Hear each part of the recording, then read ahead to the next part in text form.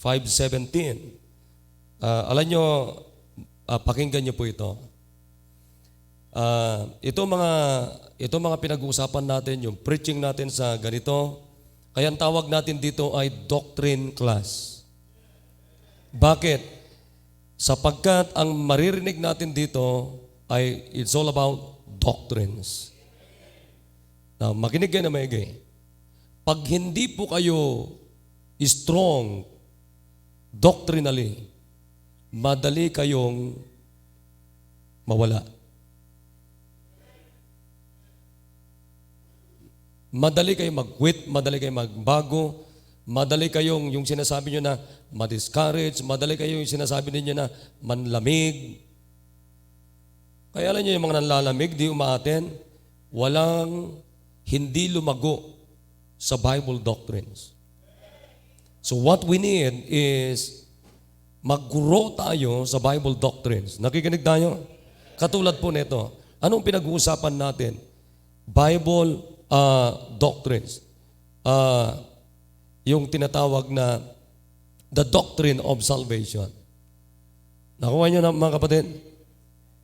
Alam nyo, pag hindi tayo strong, uulitin ko, sa mga basic doctrines, sa ating buhay mga kapatid, sinisigurado ko sa inyo, kailanman hindi kayo lalakas. At dito dapat tayo lumago. Dito dapat tayo lumago. Nakikinig tayo? Now, ulitin ko, every time you come to church, hear preachings, devotions, every time you read your Bible, isipin nyo lagi, ikaw ang kinakausap ng Diyos. Okay.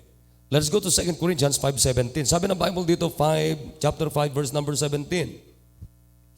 Sabi niya, therefore, if any man be in Christ, he is a new creature. All things are passed away. Behold, all things are become new. Say 18. And all things are of God, who hath reconciled us to himself by Jesus Christ, and hath given to us the ministry of reconciliation. Now, let's go to Titus chapter 3 in verse number 5. Titus 3:5. Sabi ng Biblia, not by works of righteousness, which we have done, but according to His mercy, He saved us by the washing of regeneration and renewing of the Holy Ghost. So, last time, tinalakay natin yung regeneration. Naalala niyo pa ba yun, mga kapatid? Yan, pinag-uusapan natin yan. Kaya ngayon, ay pag-uusapan naman natin ngayon yung the results of regeneration. Yung product, yung resulta, mga kapatid, ng regeneration. Explain ko sa inyo yan noong nakaraan. Ano ang ibig sabihin ng regeneration? Let's pray. Dakilang Diyos, salamat po sa hapon pong ito. Oh God, please help us to understand your word. Give us wisdom, make us humble, and forgive us our sins, oh God. Ingatan niyo po kami sa aming pakikinig. Mula po sa inyo pong lingkod na magdadala ng inyo pong mensahe sa inyo pong mga anak, Panginoon. Ingatan niyo po kami lahat. Bigyan niyo kami, Panginoon, ng wisdom, Panginoon. Hanggang doon sa nakikinig sa Facebook Live, hanggang sa mga nakaupo po dito, Panginoon, ay dalain ko po na ang banal na Espiritu ay madali pong mangusap sa amin at huwag niyong payagan ng diablo, Panginoon, na magkaroon ng puwang. O Diyos, salamat po. Hanggang doon sa mga bisita po namin, please talk to us, O God. At punuin niyo kami ng blessing mula po sa inyo pong salita ngayon pong hapon. Sa pangalan ni Jesus, Amen. Alright, please be seated for how many minutes, mga kapatid, magsasama po tayo. Ulit, huwag niyong kakalimutan na pagpupunta kayo dito sa bahay-sambahan, ay pupunta tayo dito bilang mga anak ng Diyos. Pupunta tayo dito as one family. Nakikinig tayo? As one family. We are God's family. Kaya laging isipin nyo. And then pupunta tayo dito sapagkat tayo ang muling kakausapin ng Diyos. Amen? Now, punta na po tayo dito. Huwag niyong kakalimutan yung salitang regeneration. Amen? Pinag-usapan natin yan. Pag sinabi natin regeneration means spiritual renewal or the new birth na tinatawag or born again. Refers to the work of God. Refers to the work of God that takes us place in an individual when he or she is born again through believing the gospel of the Lord Jesus Christ. Nakikinig tayo mga kapatid? At ang sabi ko sa inyo, ito'y wala na pong trabaho at kinalaman ng tao katulad ng physical na kapanganakan natin ay nandyan yung trabaho ng tao. Pero pagdating sa ating spiritual birth, it's all about God. Diyos na po lahat ang nagtrabaho dyan. Nakikinig tayo? Kaya ngayon, pupuntahan natin dito. Pupuntahan natin yung result. Ano yung product? Ano yung resulta? Yung kapanganakan natin spiritual. Nung tayo tumanggap kay Kristo, nakikinig po ba tayo mga kapatid? Nung tayo nagsisi ng kasalanan, tumanggap sa Panginoong Hesukristo. Makinig po. Ano po ang bunga ng ating pagtanggap kay Kristo? Alright? Nakuha niyo po mga kapatid? Ano yung result? Kasi sabi ng Bible dito sa binasa natin, sabi ng Bible sa Titus chapter 3 in verse number 5, ang sabi niya ay not by works. Not by works of righteousness which we have done. Hindi na po, wala na pong kinalaman ng trabaho ng tao dito, mga kapatid. Kundi ang sabi ng Bible dito, but according to His mercy, He saved us. Anong kaligtasan ang tinutukoy dito? Kaligtasan ng ating kaluluwa sa apoy ng impyerno. So anong ginawa ng Panginoon? Bakit tayo merong kaligtasan, merong katiyakan? By the washing of regeneration. Meaning, ipinanganak tayo sa spiritual. And then, in renewing of the Holy Ghost. Renewing of the Holy Ghost. So, makita niyo dyan mga kapatid, it's not about your mother in the flesh, your father in the flesh. It's all about the Holy Ghost. The Lord Jesus Christ. God the Father. Sila na ngayon ang involved sa ating spiritual birth. Nakikinig tayo? Bakit kinakailangan tayong may panganak spiritual? Sapagkat we are all sinners. We are all sinners. Bagsak po natin apoy ng impyerno. Pero salamat, nandun yung grace ng Panginoon, nandun yung mercy ng Panginoon. Salamat sa Panginoon. Now, ano yung product nito? Ano yung result nito? Ano yung kagandahan mga kapatid? Napakaganda na bunga ng ating kapanganakang spiritual. Katulad halimbawa, minsan, nag-uusap yung mag-asawa, di po ba? Pagbuntis yung misis, nag-uusap. Sabi niya, alam mo, pag ipinanganak ito, tiyak, kamukha ko to, sabi ng tatay. Hindi, sabi ng nanay, kamukha ko yan. Ayun, ipinanganak, kamukha ng kapitbahay. Wag naman, amen? Ha? Bakit pinaglihian yung kapitbahay? Kurot ng kurot. Ayun. So, mga kapatid, sabi ng kapatid ni Tatang, nasa Singapore. Alam mo, pag nakikita ko yan, si Ronnie kasi yung pangalan ko talaga eh. Yung Ronnie kasi, ang Greek word yan ay handsome. Kamukha talaga ni Tatang, ni Manong, sabi niya. Pero okay naman yon. Pero mas magandang lalaki ako sa tatay ko eh. Yan, alright, thank you. Alright, so, mga kapatid, alam mo pagka hindi po pwedeng hindi mo kamukha yung tatay mo eh. Di po ba? Hindi po pwedeng wala kang nakuha sa tatay mo, wala kang nakuha sa nanay mo. Bakit? Doon kayo pinanganak eh. Makinig kayo. Kung ipinanganak naman tayo spiritual, hindi po pwedeng wala tayong tinatawag na Christ-likeness. Naunawan niyo po? Hindi po pwedeng wala tayong tinatawag na likeness of God. Hindi po pwedeng mawala sa atin mga kapatid, hindi makikita sa atin yung tinatawag na image of God. Nakuha niyo po? So, ano-ano po itong mga results or fruits or product of regeneration sa ating buhay? Number one, a change of life. A change of life. Now, let's go back to 2 Corinthians 5:17. Sabi ng Bible dito, therefore if any man be in Christ, amen, he is a new creature. Last time, in-explain ko po sa inyo yan.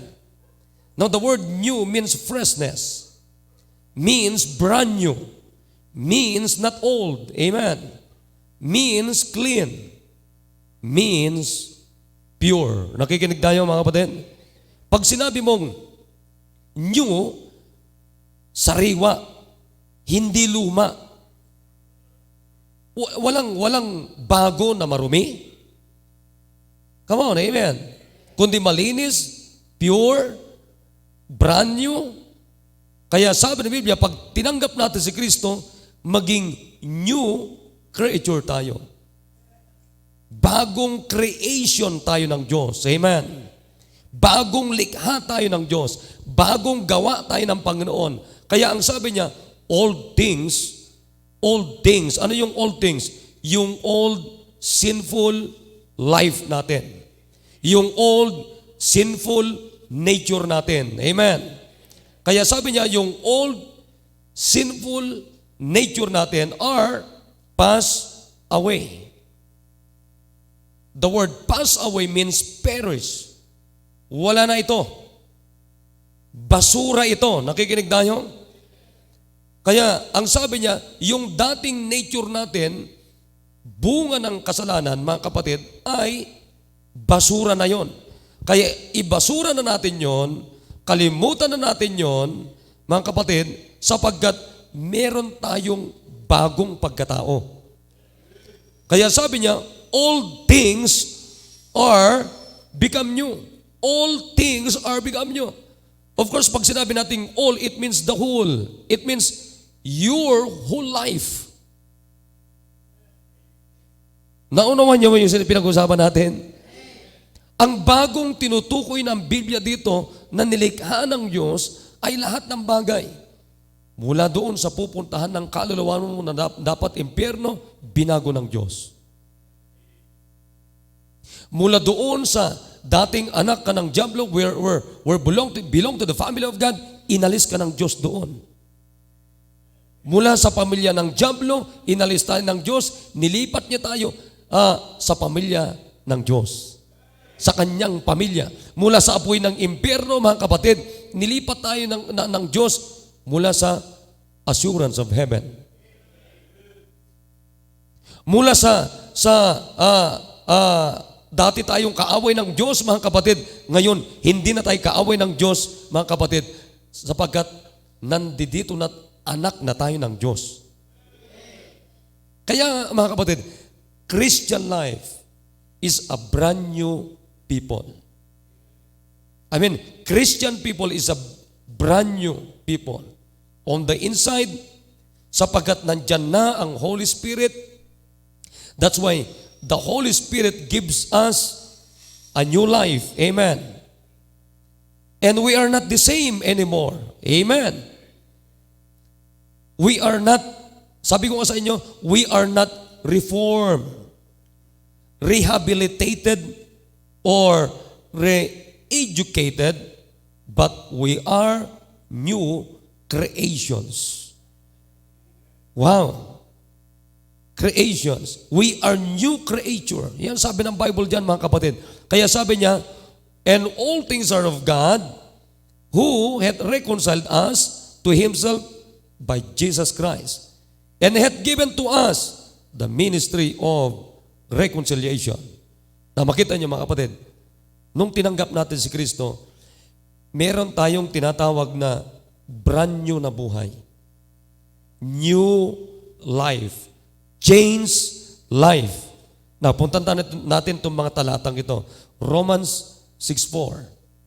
Romans chapter 6 verse number 4, sabi ng Bible diyan, therefore we are buried with him by baptism into death, that likeness as Christ was raised up from the dead by the glory of the Father, even so we also should walk in newness of life. Nakuha niyo mga kapatid? Kailan tayo magkakaroon at lalakad ng bagong buhay? Pagkatapos natin tanggapin si Kristo. Kaya makita nyo, makinig kayo. Bakit binanggit yung baptism dito? Kailan binanggit yung baptism dito? After you got saved. Because baptism is after you got saved. Because baptism is the product of the gospel of your life. Produkto yan ng pakikinig natin at pagtitiwala natin at pagtanggap natin ng gospel ng Panginoong Jesucristo. Ano yung gospel?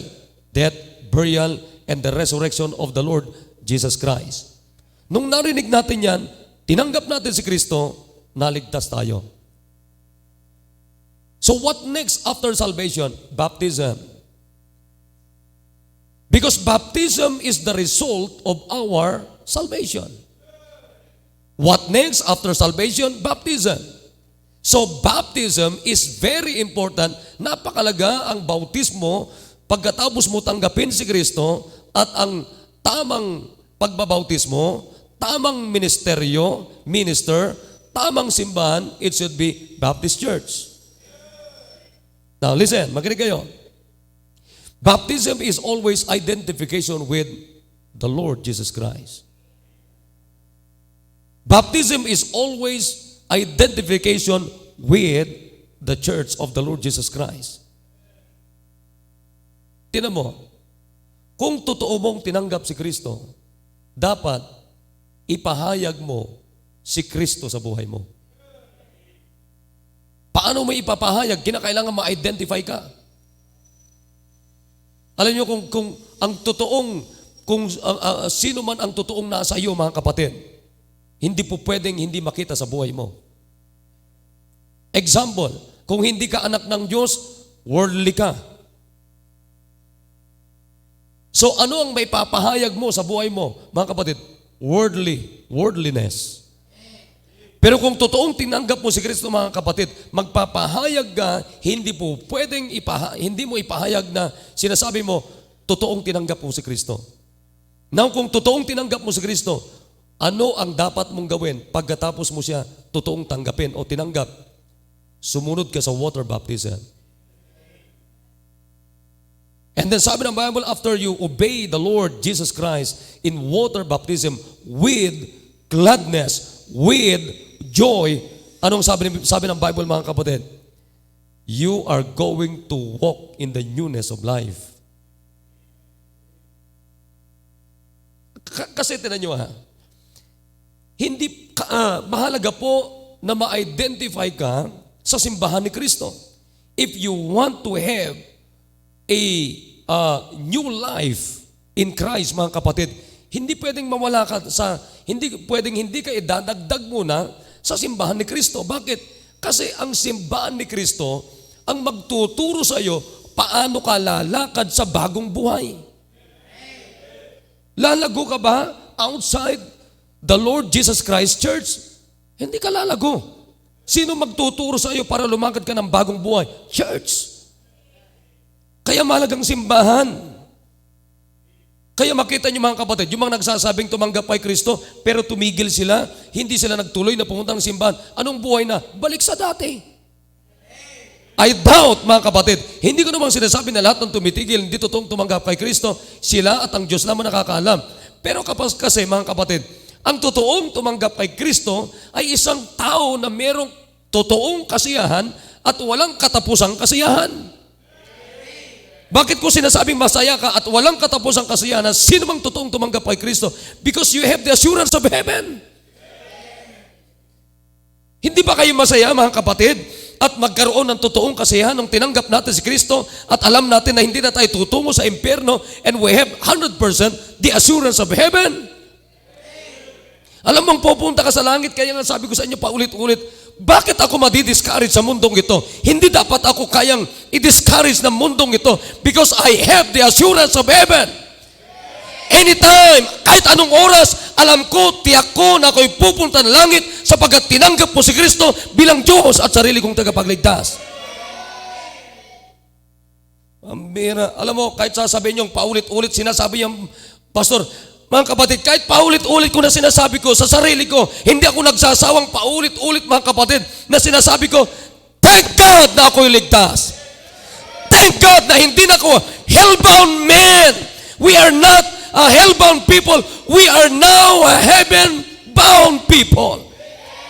Kaya mga kapatid, hindi po pwedeng tumigil tayo sa pakikinig ng salita ng Diyos sapagkat pagka tumigil tayo na nakinig salita ng Diyos, mga kapatid, makakalimutan natin anong ginawa ng Diyos sa ating buhay.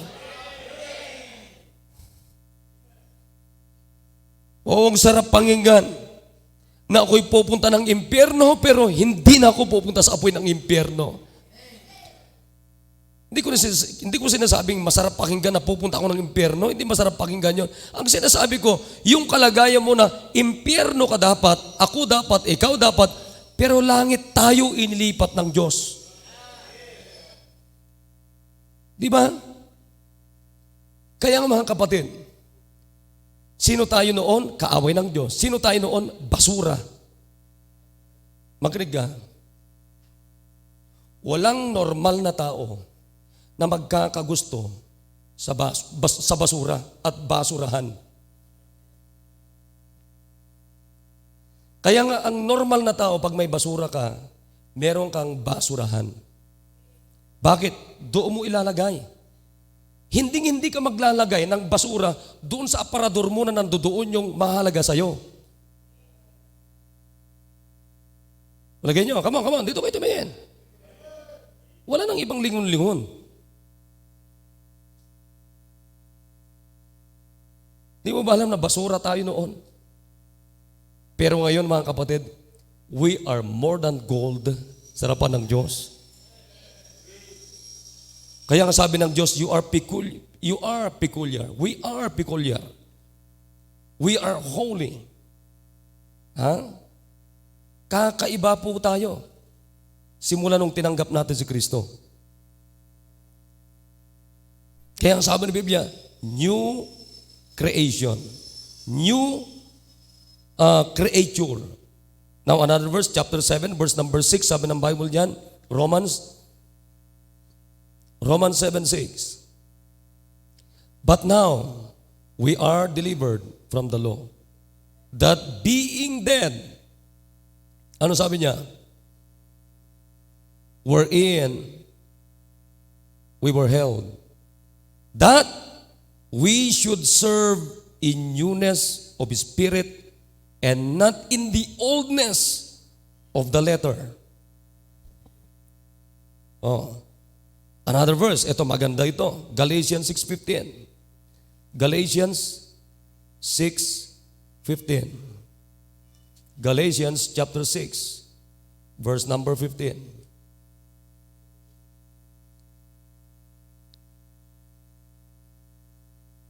Galatians 6:15. Sabi na Bible diyan. Sabi niya, for in Christ Jesus, neither circumcision availeth anything, nor uncircumcision, but a new creature. Another verse, Ephesians 4:24. Ephesians 4:24. Sabi ng Bible dito, Ephesians 4:24. Andiyan na kayo, amen. Sabi niya, 20, simulan ko sa 20. But ye have not so learned Christ. If so, be that ye have heard him and have been taught by him, as the truth is in Jesus, that ye put off concerning the former conversation, the old man, Is that clear? Sino yung old man natin? Kaya sabi ng Biblia, put off. Put off. Dapat patay na. Dapat cut off na. Alin? Yung dati natin na nature. Ano yon?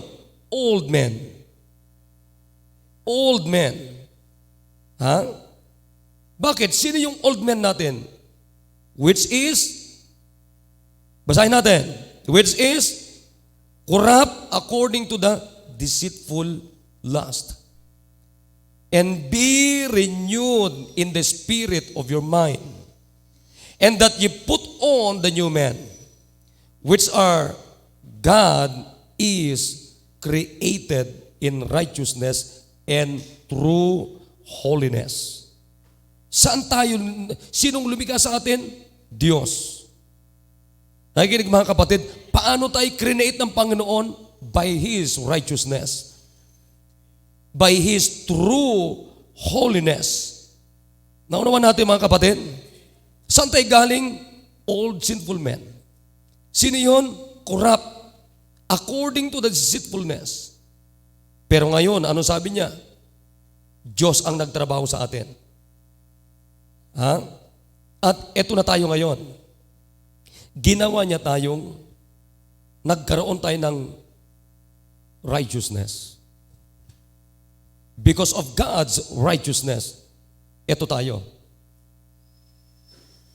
Wala tayong unholy tayo, pero because of God's true holiness, eto tayo.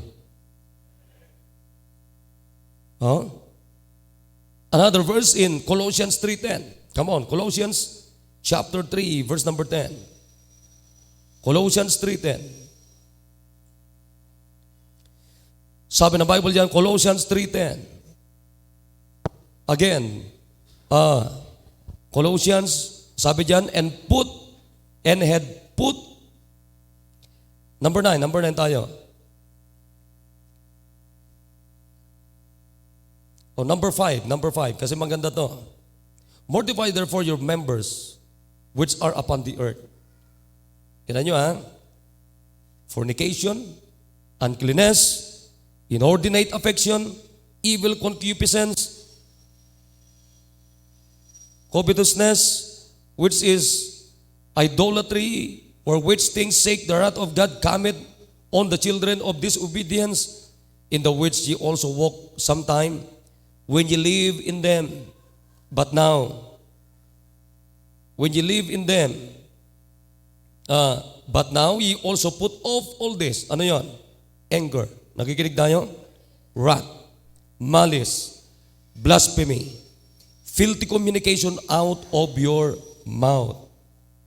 Nakikinig ba lahat? Filthy communication out of your mouth. Ha?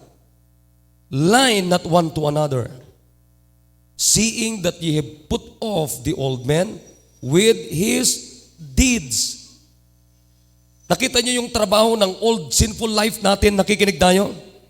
Nandiyan lahat. Inggit, magagalitin, malisyoso, malisyosa, sinungaling, nakikinig tayo? Corrupt, magnanakaw, lasenggo,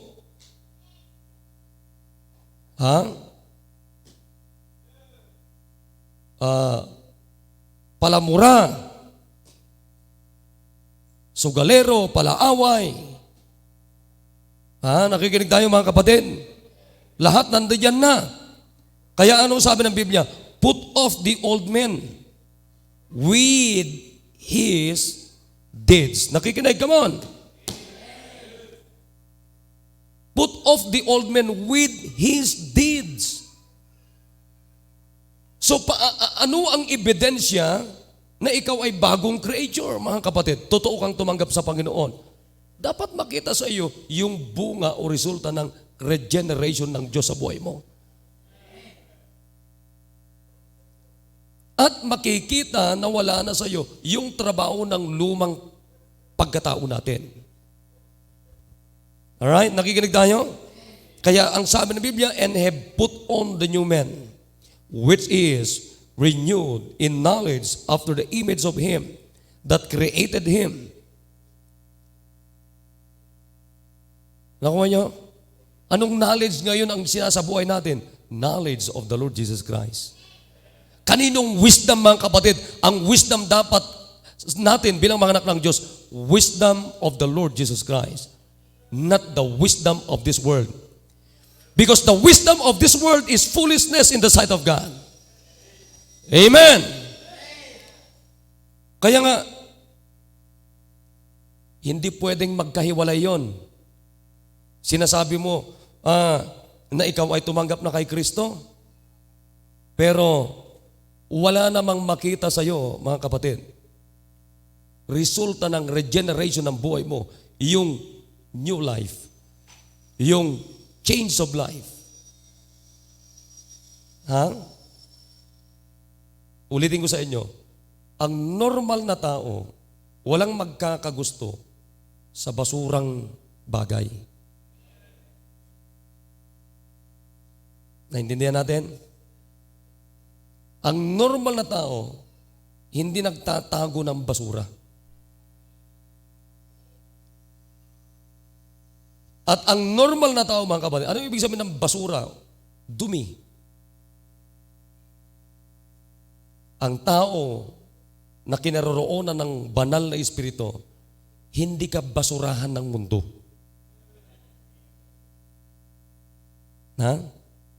Naintindihan niyo yan, mga kapatid? Hindi ikaw basurahan ng mundo. Kaya nga tayo, nung tumanggap tayo kay Kristo, tirahan tayo ng banal na espiritu. Ibig sabihin, pag sinabi nating banal, walang nikatiting na kasalanan dyan. Kaya nga pag tayo nagkakamali, nagkakasala, mga kapatid, hindi tayo masaya, hindi tayo natutuwa. Sabi nga ni David, if I hid any sin in my heart, the Lord will not hear me. Bakit? Bakit magtatago ka dyan, maglalagay ka ng basura? Kaya nga tayo, mga kapatid, walang makitang basura mula sa mundo sa buhay natin. Naintindihan natin, mga kapatid? Wala dapat Salip, dapat tayo laging fresh, laging pure, laging clean. Meron tayong old sayings. Cleanliness is next to godliness. Kaya lagi kong sinasabi sa mga kasamang ko dito, gusto ko ang buong auditorium, kahit hindi pa tapos ang building, malinis. Uupo kayo malinis. Magsi-CR kayo malinis. Nakuha nyo? Pagdating nyo sa kayo, gusto nyo ba yung bahay na hindi malinis? Gusto nyo po ba yung bahay na hindi malinis?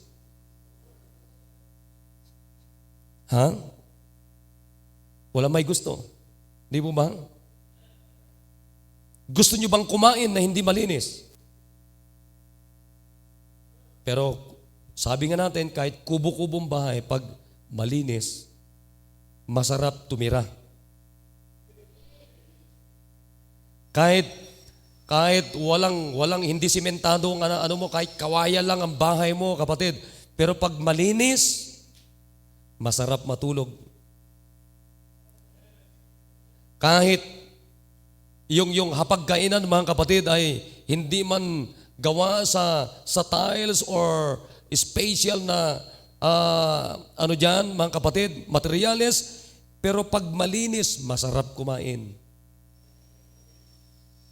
Pero kahit gaano mang kagandang table mo, pag nandoon lahat ng ipot ng manok, lahat ng iba't ibang ipot, hindi nalilinisan, kahit fried chicken, bulalo ang ulam mo, hindi ka mag-i-enjoy kumain. Amen, mga kapatid. That's why, simula nung tinanggap natin si Kristo, nilinis na tayo mula sa karumihan ng mundong ito, mula sa kasalanan, mga kapatid. Pure na tayo, fresh na tayo, banal na tayo, nakikinig ba tayo? Wag na nating ilagay yung mga duming tinanggal ng Diyos sa atin. Wala hong normal na tao na masaya sa marumi. Bagamat mga kapatid, tayo'y narurumihan, tayo nagkakamali, nagkakasala, pero hindi tayo masaya sa dumi. Sabi nga natin mga kapatid, tinan mo to ha, palakarin mo tong dalawang hayop na ito.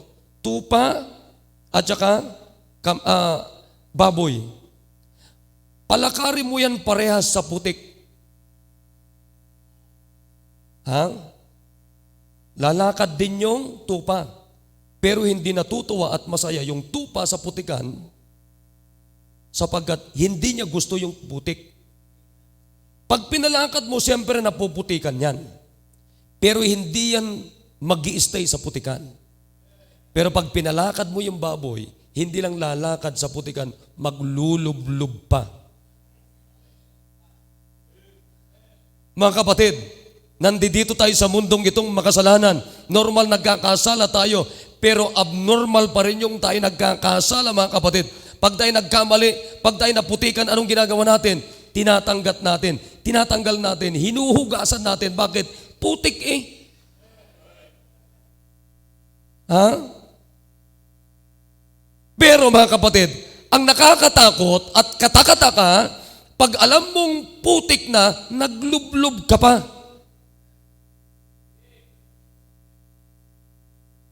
Alam niyo ba, nasabi ng Biblia, ang mga tumanggap kay Kristo, sheep tayo. Pero ang baboy ay maruming hayop para sa mga Hudyo. Hindi tayo baboy. Sheep tayo. Sabi ng Panginoon, I know them, and I give unto them eternal life, and they shall never perish. And they know me and follow me. Sino yun? Yung mga sheep ng Panginoong Kristo.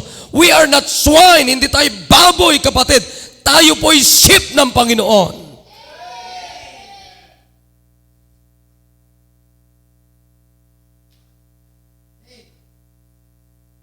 Kung totoong tinanggap mo si Kristo, meron kang changed life. Meron kang new life in Christ. Now ngayon, mga kapatid, kaya lahat meron eh. Bagong pananalita, come on, huwag ka matulog.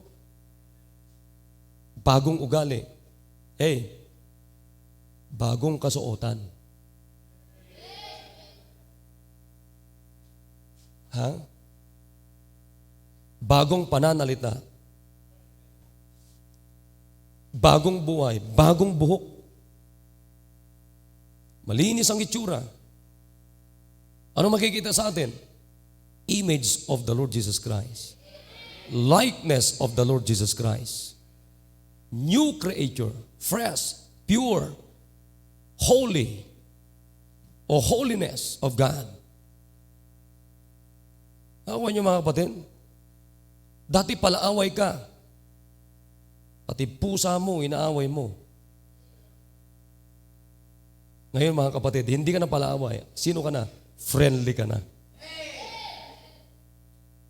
Ha? Ay, kinig tayo mga kapatid. Sasabihin ko sa inyo. Sabi ko nga, siguro kung hindi ako naligtas, kawawa si Sheila sa akin. Kung hindi ako naligtas, kawawa yung mga anak ko. Hindi ako mabuting ama kung wala akong Kristo. Pero mga kapatid, salamat na lamang may Kristo ang buhay ko. Sasabihin ko sa inyo, hindi ako mabuting mamamayang Pilipino. Napakasama ko siguro at sigurado yun. Nung araw wala akong bisyo pero ibang klaseng bisyo ko. Hindi mo magugustuhan. Nakakasuya. Nakakadiri. Actually mga kapatid, pare-pares tayo, dyan tayo galing. Pero ano ba, nilinis tayo ng Diyos. At hanggang ngayon, pinagtsatsagaan tayo ng Diyos. Pag nadudumihan ka naman sa maghapon, anong gamit? Sabi ng Panginoon, tinatanggal ng Diyos sa iyo. Ha? Minsan sinasabi nyo, 10 ang souls mo nyo, ni isa wala. Nasa Bible school na kayo, punong-puno pa kayo ng kasinungalingan.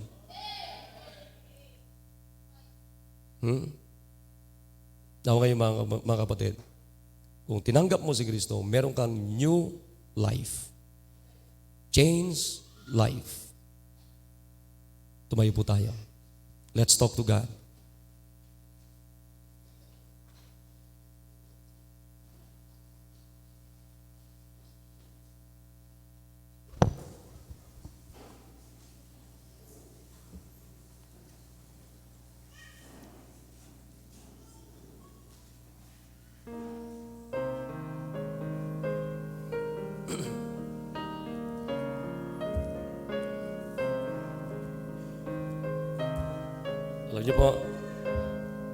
Alam nyo, ito po, pag tinanggap na natin si Kristo,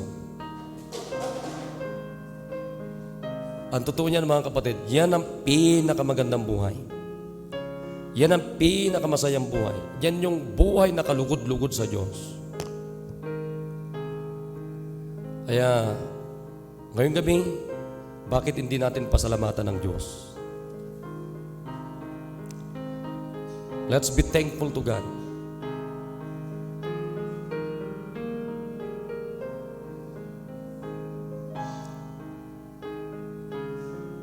Salamat na tayo galing sa basura tayo. Pero nilinis tayo ng Panginoon. We are now a new creation. New creation. Change life. New life. At i-enjoy natin itong buhay na ito.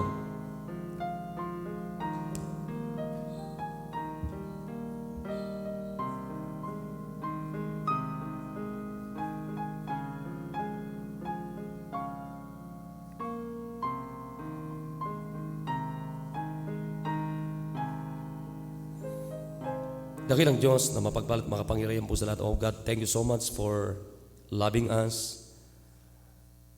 Thank you, oh God, for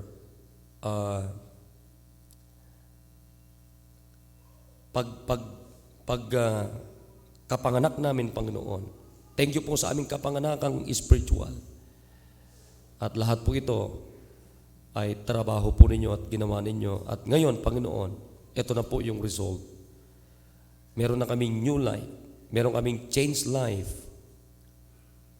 Meron kaming holy life. Salamat, Panginoon, na meron kaming privilege na kayo po ang nakatira sa amin. What a privilege, oh God. Hindi po kami karapat-dapat tirahan ng Holy Spirit. Kaya dapat po na maging malinis kami sapagkat ang nakatira sa amin ay Holy Spirit. The Holy Spirit of God. Kaya Panginoon, kausapin niyo po ang inyong mga anak na makita namin yung trabaho niyo sa buhay po namin. At dapat ito po ang tahakin namin na buhay. Ito po dapat ang direksyon ng aming buhay. Yung new life namin. At hindi po namin maikakailan na meron pong produkto, bunga na bagong buhay. Salamat po. Kausapin niyo po yung mga anak. Pagpalain niyo po ang kanilang mga decisions, Panginoon, na ginawa ngayong pong hapon o gabi, Panginoon. Salamat po sa pangalan ni Jesus. Amen. So I hope may natutunan.